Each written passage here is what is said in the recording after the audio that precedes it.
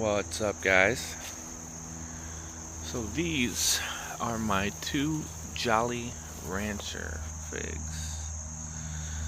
And as you can see, they have figs on them. They all have fruit. But the figs fall off. So I was told today or yesterday that this is normal. However, I don't like it. So that's that. So I have two of these. I'm gonna keep one, but if anybody wants one that's near Connecticut, can have it. But yeah, man, I was really hoping that I would get some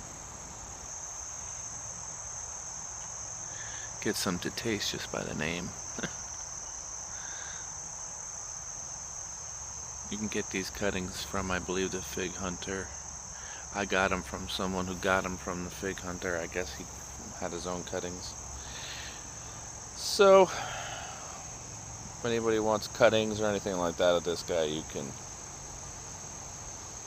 I can definitely send out some cuttings to people, but I'm not going to send the whole tree. Alright guys, check it out. Jolly Rancher, figs falling off all over the place. You know, not my favorite thing for that to happen. It's my only tree this happens to, so. Yo, see ya.